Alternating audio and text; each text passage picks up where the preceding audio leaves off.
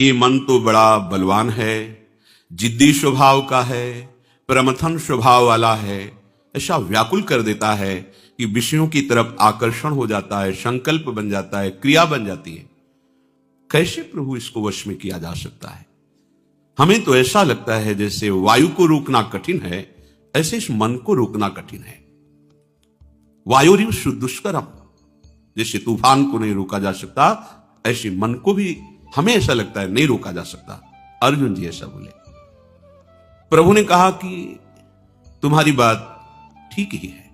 असंशयम महाबाहो मनो दुर्निग्रहम चलम, ये बहुत चलायमान चंचल है, इसे बस में करना कठिन है।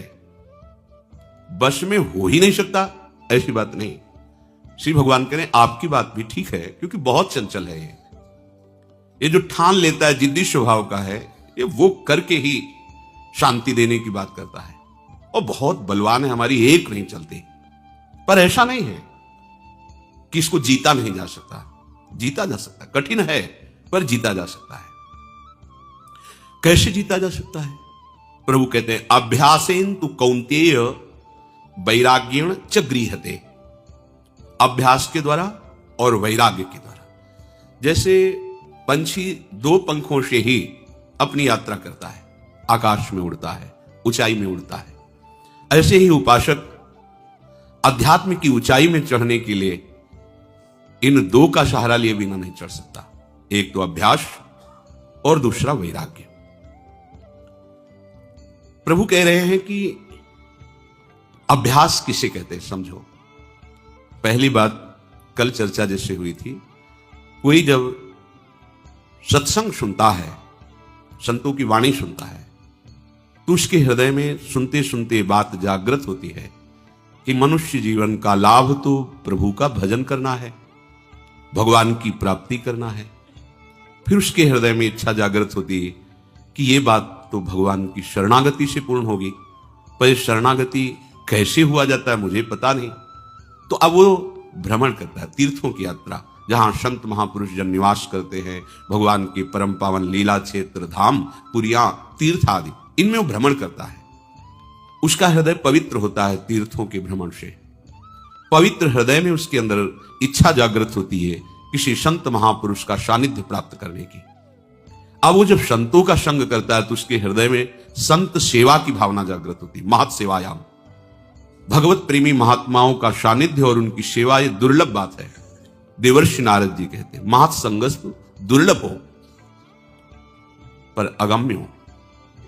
उनका आदेश पालन करके उनकी रुचि में रुचि मिला पाना बहुत कठिन होता है, क्योंकि उनकी रुचि हमारी विषय रुचि को, सांसारिक रुचियों को नष्ट करने वाली होती है, और हम विषय भोक्ता, तो कहीं ना कहीं हम उनकी रुचि के प्रतिकूल चलने लगते हैं।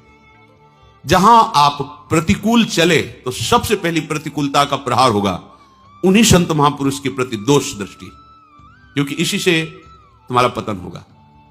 जो भगवत कृपा से यहां तक पहुंचे तो अब माया पतन कराने के लिए तुम्हें उत्साहित करेगी। इंद्रियों के द्वारों में दैवी शक्तियां बैठ करके तुम्हें विषय आकर्षण करवाएंगी। अगर आप उनकी रुचि के प्रतिकूल चल दिए तो उनको चांस मिल गया। वो पहला काम करेंगे अश्रद्धा, सदगुरुदेव पर, संत पर, उनके वचन पर, उनकी प्रति दोष दृष्टि। जहां ये हुई बस साधक गया, क्योंकि जहां से शरणागति पुष्ट होनी थी, जिनके संग से देहाभिमान गलित होना था, जिनकी कृपा कोर से अध्यात्म मार्ग पुष्ट होना था, वही हमारी दोष दृष्टि हो गई।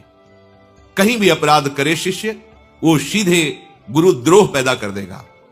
आप बहुत गुप्त अपराध कीजिए, कोई नहीं जान पाया, पर आपको उसका प्रथम दंड ये मिलेगा, आपको अपने गुरुदेव पर संशय हो जाएगा, उनके वचनों पर अविश्वास होने लगेगा, बस शुरू हो गया पतन मार्ग। यदि ऐसा नहीं हुआ, उनकी रुचि में रुचि मिलाया, तो अब ध्येय पुष्ट हो जाएगा, हमारा लक्ष्य पुष्ट हो जाएगा। बस अब जीवन का एक ही लक्ष्य है, प्रिया प्रीतम का भजन करते हुए प्रिया प्रीतम को प्राप्त करना। ये मन को वश में करने का सबसे पहला उपाय है। जहां हमारे अंदर ध्येय निश्चित हुआ, अब हमारे अंदर सामर्थ्य आने लगेगी, जिसे अध्यात्म बल कहते हैं। ध्येय निश्चित ना होने के कारण जो भी हम में असाधन होता है, असाधन का तात्पर्य होता है शास्त्र और गुरुदेव के विरुद्ध आचरण, वो इसीलिए होते हैं कि हम ध्येय निश्चित नहीं कर पाए, हमारा निश्चय ठीक नहीं हुआ। अगर निश्चय ठीक हो जाए तो लड़खड़ा सकता है, गिर नहीं सकता, क्योंकि प्रभु गिरने नहीं देते। करो सदा तिनके रखवारी, जिम बालक राखे महतारी। जैसे मां चाहती कि अपने पैरों से चले, पर ऐसे चलाती है। हाँ चलो, वो एक नजर पूरी रखे, जरा सा लड़खड़ाया कि वो अपनी बाहों में भर लिया। ऐसे ही हमारे हरि है। जब हरि का शरणागत होकर कोई जीव साधु संग के प्रभाव से, इस बहुत ही कठिन मार्ग है अध्यात्म, क्योंकि स्थूल मार्ग नहीं है, सूक्ष्म मार्ग है, ये बहिर्मुख मार्ग नहीं, ये अंतर्मुख मार्ग है, ये मनोरंजन का मार्ग नहीं, मन नाश का मार्ग है, इसलिए अत्यंत कठिन मार्ग है। पाव दे यह मार्ग सोई, अतिशय कृपा राम की होई। जब श्री हरिजू बहुत कृपा करते हैं तब इस मार्ग में चलने का उत्साह होता है। ध्येय निश्चित हो जाना, ये बड़ी भारी उपलब्धि है। यहीं से शुरू होता है मन को वश में करने का भाव। सबसे पहला भाव ध्येय। देखो आपके अंदर निश्चित हुआ है ध्येय, हमारा लक्ष्य, हमारे जीवन का उद्देश्य क्या हुआ? हमारे जीवन का उद्देश्य श्यामा श्याम का सतत स्मरण, सेवन, लीला गायन, लीला चिंतन, यह अभ्यास। श्यामा श्याम हमारे सर्वस्व हैं।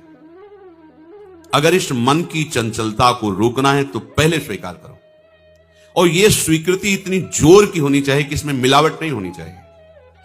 श्यामा श्याम के सिवा कोई मेरा नहीं, ये तुमको अपने हृदय में कसौटी कसनी है। मन को वश में करने के लिए ये अत्यंत आवश्यक है। अगर ये नींव मजबूत नहीं तो आगे जो लक्षण बताए जाएंगे आप उन पे नहीं चल पाओगे। मन को वश में करने का सबसे पहला उपाय जो अभी बताया गया, ऐसे ऐसे ऐसे ऐसे, फिर साधु संग, फिर उनकी रुचि के अनुसार, फिर लक्ष्य की दृढ़ता। लक्ष्य की दृढ़ता हुई कि मन पर आपकी दृष्टि पहुंच जाएगी, क्योंकि आपने लक्ष्य तय कर लिया। अब वो लक्ष्य के बिलक जाएगा तो आपको जलन पैदा हो जाएगी। जिनको विषय भोगों में, संसार की प्रियता में मन विचरण करने पर जलन नहीं होती तो वो केवल वाणी से बोल रहे, उन्होंने लक्ष्य निश्चित नहीं किया। मन नहीं जाएगा, हम ऐसा नहीं कहते, जाएगा, पूर्वाभ्यास है उसका, पर उसको जलन होगी, असहनीय हो जाएगा। अपने लक्ष्य से मन को हटकर विषयों में विचरना उसके लिए असहनीय होगा, कभी शांत होगा। उसकी दृष्टि हो गई मन पर, अनुकूल चलने की नहीं, अनुकूल चलाने की। अपने आराध्य देव के अनुकूल चलाने की दृष्टि मन पे हुई है। तो मन पर दृष्टि हमारी, लेकिन तदात्म दृष्टि है, मन के अनुकूल चलने की दृष्टि है। यह संसारिकता है। अध्यात्म क्या है? मन से हटकर दृष्टा बनकर उसको देखना और अपने गुरु के अनुकूल मन को चलाना, शास्त्र के अनुकूल मन को चलाना। यह तभी संभव है जब उसने अपने आराध्य देव का चयन कर लिया है, गुरुदेव की कृपा से, साधु संग से लक्ष्य को दृढ़ कर लिया है। अब दूसरी बात, जो हमने लक्ष्य बनाया है उससे मन जहां जहां हटके जा रहा है, जहां जहां भी, वहां से हटा के अपने लक्ष्य में लगाना है, या जहां जहां मन जा रहा है वहां वहां अपने लक्ष्य को देखना है। क्योंकि जब सृष्टि नहीं थी तो केवल प्रभु थे, जब सृष्टि नहीं रहेगी तो केवल प्रभु रहेंगे। तो बीच में जो कुछ बना हुआ है जड़ चैतन्य, वो मेरा प्रभु ही बना हुआ है। ये परम सत्य बात है। अब आप ये दो साधन अपनाएं। पहला लक्ष्य तो आराध्य देव, इस दूसरे में दो साधन, जहां जहां मन जाए वहां से हटाकर अपने लक्ष्य में लगाना, या जहां जहां मन जाए वहीं वहीं आराध्य देव की भावना कर लेना। बस बात बन जाएगी। आराध्य देव की भावना, मेरे प्रभु है, ये भी मेरे प्रभु है। ये जो वस्तु सामने दिखाई दी, ये पहले नहीं थी, प्रभु ही थे, ये बाद में भी नहीं रहेगी, प्रभु ही रहेंगे। बीच में इस वस्तु के रूप में प्रभु ही हैं। मेरी दृष्टि काम नहीं कर रही, ठीक नहीं देख पा रही, पर हैं प्रभु ही। ऐसा शास्त्र कहते हैं, ऐसा सदगुरुदेव कहते हैं, ऐसा आचार्य कहते हैं। साधक प्रातः काल जब उठे तो गुरुदेव को प्रणाम करके निश्चय करें कि आज हम पूरा का पूरा समय आराध्य देव में लगाने की चेष्टा करेंगे। जो पूर्व में हमसे त्रुटियां हुई हैं उनको आज नहीं करेंगे। अब नहीं करेंगे ऐसी बात नहीं, हमें वर्तमान को संभालना है, तभी आपके अंदर सामर्थ्य आएगी। आज से कभी नहीं करेंगे तो आप हो सकता है न चल पाए, क्योंकि आप में इतनी संकल्प पवित्र बुद्धि नहीं है, इतना जोर का संकल्प नहीं है कि आपने कह दिया कि आज के बाद नहीं करेंगे तो भीष्म प्रतिज्ञा हो गई। आप में नहीं है ऐसी सामर्थ्य। यद्यपि आप सामर्थ्यवान हैं पर अपनी सामर्थ्य को भूल चुके हैं। तो क्या करें? हम मन के ऊपर बोझा ना डालें कि आज के बाद कभी नहीं करेंगे। हम आज का नियम लेते हैं कि आज प्रातःकालीन गुरुदेव को प्रणाम करके हम ये नियम लेते हैं कि आज शयन तक हमसे कोई भी जो पीछे त्रुटियां हुई वो नहीं होने देंगे। पूरा का पूरा समय भगवत चिंतन करते हुए ही हम कार्य करेंगे। जो भी व्यवहार करेंगे वो अपने प्रभु के लिए करेंगे। ठीक, अगर रात्रि में शयन करते समय हम पुनः इसका चिंतन करें कि जो हमने प्रातःकालीन नियम लिया था उसमें कितनी त्रुटि हुई, ये करना ही चाहिए उपासक को। ओह, आज तो इतना समय चूक हो गई, तो चिंतन करते हुए शयन करें, प्रातःकालीन फिर नियम ले। जो कल त्रुटि हुई थी वो आज नहीं हो। एक दिन साधक देखेगा कि उसका मन असाधन रहित हो गया है, त्रुटि रहित हो गया है। पर आपको जांच करनी होगी, रोज का रोज आपको जांच करनी होगी, रोज का रोज आपको नियम लेना होगा, सुधार करना होगा। यह प्रारंभिक साधन की बात है। तीसरी बात कह रहे हैं, मन को वश में करने के लिए नाम जप सर्व सामर्थ्यशाली साधन है। लक्ष्य श्यामा श्याम, जहां जहां मन जाए वहां वहां से हटाकर लक्ष्य में श्यामा श्याम में लगाना, या जहां जहां मन जाए वहां श्यामा श्याम को देखने की भावना करना। प्रातः काल से शयन काल तक की दिनचर्या को जांच करके उसमें त्रुटियों को निकालना। अब यह निश्चय कर लेना कि नाम हमारा जीवन है। यह बहुत बड़ी बात। जो चाहत है नित्य सुख अरु मन को विश्राम, हित ध्रुव हित सो भजत रहू, पल पल श्यामा श्याम श्यामा श्याम। मन चंचलता रहित हो जाएगा, नित्य सुख का अनुभव प्रकट हो जाएगा। आपको आवश्यकता है प्रतिपल श्यामा श्याम श्यामा श्याम। राधा वल्लभ श्री हरिवंश, राधा वल्लभ श्री हरिवंश। नाम जप सर्वश्रेष्ठ महामहिम भगवत प्राप्ति का, मन को शांत करने का, समस्त कामनाओं की पूर्ति का अचूक उपाय है। अचूक। आपको विश्वास करना होगा, जो चाहिए आपको प्राप्त हो जाएगा। ये 4 दिन की उकताहट वाला भाव मत रखिए कि हमको तो इतने दिन हो गए करते हुए अभी कोई लाभ नहीं। दवा चल रही है, अमोघ औषधि है। ये सबसे पहले आपकी दुर्गति का नाश करेगा, पाप का। फिर ये पाप की प्रवृत्ति का नाश करेगा, जहां से पाप पैदा होता है। दिव्य ज्ञान प्रकाशित करके रूप का दर्शन कराएगा, प्रेम की जो चाहिए। जिसने बात समझ ली हृदय से कि मन को वश में करने के लिए सबसे बड़ी अचूक साधना नाम है। गोस्वामी श्री तुलसीदास जी कह रहे हैं, राम राम जप जिय सदा सानुराग रे, कली न विराग जोग जाग तप त्याग रे। राम सुमिरत सब विधि ही को राज रे, राम को विसारी बो निषेध सिर ताज रे। राम नाम महामणि फणी जग जाल रे, मणि लिए फनि जिए व्याकुल बेहाल रे। राम नाम कल्प तरु देत फल चारि रे, कहत पुराण वेद पंडित पुरारी रे। राम नाम प्रेम परमारथ को सार रे, राम नाम तुलसी को जीवन आधार रे। राम नाम तुलसी को जीवन आधार। अय जीव, तू सदा नाम का अनन्य बन। देखो, जो हमें सदगुरुदेव ने अपना जीवन स्वरूप नाम दे दिया है, हम नहीं जान पाते। छोटी छोटी बातों के लिए हम अवहेलना करते हैं। उनको तो उच्छिष्ट मिलता है, हमको तो उच्छिष्ट नहीं मिलता। जिस थाल में गुरुदेव पाए तो मुख से निकाल के उसमें थोड़ी रखते हैं, तो इसे पा रहे हैं। और उनकी उस थाल के उच्छिष्ट का रखना चाहिए महत्व। इतना हम महत्व रखते हैं। अगर हमें जरा सा प्राप्त हो जाता है तो मन नाच उठता है, आज सदगुरुदेव का उच्छिष्ट मिला है। लेकिन हमारी बुद्धि इस बात पे नहीं जाती कि जो गुरुदेव ने सदा अपना जीवन माना है, नाम मंत्र, सदा उसको रसास्वादन किया है, वो अंदर से हमें दे रहे हैं, उसके प्रति आपकी महत्व बुद्धि नहीं हुई। विचार कीजिए, गुरुदेव का वो उच्छिष्ट जो जीवन है, उनका स्वाद लिया है, उसका उसी में है वो, और वो दे दिए, उस पे महत्व बुद्धि नहीं है। हमें क्या दिया गुरुदेव ने? उनको तो स्वेटर दिया है, उनको माला पहनाया है, उनसे हंस के बात करते हैं, हमको क्या? ओहो, ये बाहरी चेष्टाएं गुरुदेव की कृपा मानी जाती है क्या? ये तो विषय संसारी पुरुषों को मिल जाती है। संत उदार दयालु है।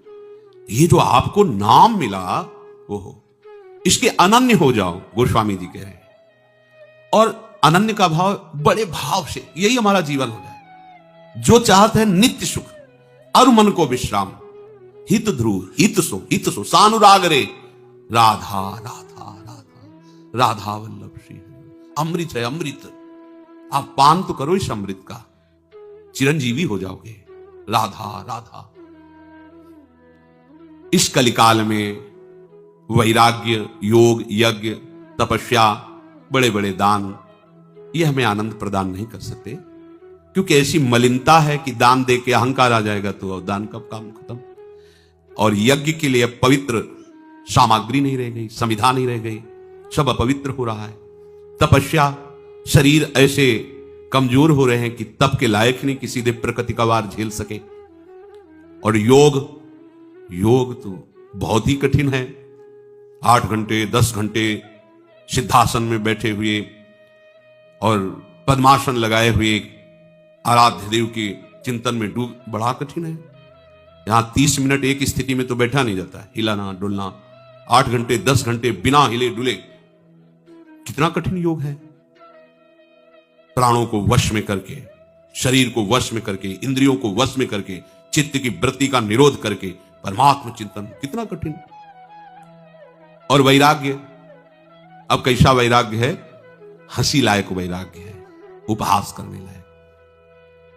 हर वस्तु, हर व्यक्ति जैसे संसार के सुखों में मगन है, वैसे ही हमारा मन भी।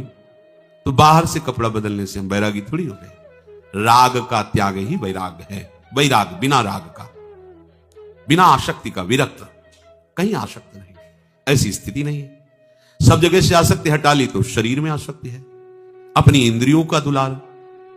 कहां वैराग? वैराग्य प्रभु के सिवा कुछ और स्मृति में नाना, यही सच्चा वैराग्य है। कोई भोग, कोई व्यक्ति, कोई स्थान, कोई मान बड़ा, कुछ नहीं, एकमात्र आराध्य देव। ये हो गया राग रहित स्थिति। तो बड़ा कठिन है। ये सब तुम्हें प्राप्त हो जाएगा। ये अलग अलग करके निर्वाह करना कलिकाल है, बड़ा कठिन है। लेकिन इनका जो फल है वो सब तुम्हें प्राप्त हो जाएगा, एकमात्र केवल नाम का आश्रय लेने से, नाम का स्मरण करने से। शास्त्रों में 2 बातें बताई गई, एक विधि और एक निषेध। ये करना है और ये नहीं करना है। कितना पढ़ोगे शास्त्र? गोस्वामी जी कह रहे हैं हम तुम्हें 2 शब्दों में बता देते हैं। मेरी अनुभूति और सम्मति, प्रभु का स्मरण करना सब विधियों का परम विधि है। नाम जप रहे हो, पूरा विधि से चल रहे हो आप, और प्रभु का नाम भूल गए, सबसे बड़ी निषिद्ध बात हो गई। 2 बातों में बांध दिया। विधि श्यामा श्याम का स्मरण, अब और कोई विधि हमें जानने की जरूरत नहीं। निषेध, श्यामा श्याम को भूल गए, इससे बड़ा कोई निषेध नहीं। श्यामा श्याम को भूल जाना सबसे बड़ा निषेध काम हो गया हमारे द्वारा। गुरु के वचनों की अवहेलना, शास्त्र की अवहेलना हमसे हो गई, क्योंकि हम प्रभु को भूल गए। जिस क्षण सबसे बड़ा निषिद्ध कार्य हो गया। गोस्वामी जी कह रहे हैं कि जो नाम है ये महामणि है, और ये जो संसार है ये सांप है। अगर ये कुछ भी तुम्हें सुख दिखाई दे रहा है इसमें, तो उसी आनंद समुद्र के एक अंश का है, और उस सुख का परम सुख नाम, उसको ले लो, संसार से अलग कर लो। जैसे सांप से मणि अलग कर लो तो फण पटक कर मर जाएगा, ऐसे ही तुम नाम शुरू करो, ये संसार मर जाएगा। तुम्हारे चित्त में जो संसार बसा हुआ है ये मर जाएगा। तुम्हारा मन जो विषयों में फंसा हुआ है ये मर जाएगा। मन मारिया तन बस में कीन्हा, हुआ भरम सब दूर, बाहर से कछ दिखत नाही, अंदर चमके नूर। आपो त्याग जगत में बैठे, नहीं किसी से काम, उनमें तो कछु अंतर नाही, संत कहो चाहे राम। वो हो गया, भगवत स्वरूप हो गया। जैसे मणि ले लेने पर सांप जिंदा नहीं रह सकता, ऐसे नाम रूपी मणि संसार में अपने पास तुम ले लो तो संसार जिंदा नहीं रहेगा, अर्थात संसार संसार नहीं रह जाएगा, ये भगवत स्वरूप हो जाएगा। ये जो हमें जन्म जन्मांतर से भटकाना, आकर्षित करके विषयों में गिराना, ये इसकी अब सामर्थ्य नहीं रह जाएगी, क्योंकि नाम रूपी मणि हमारे पास है।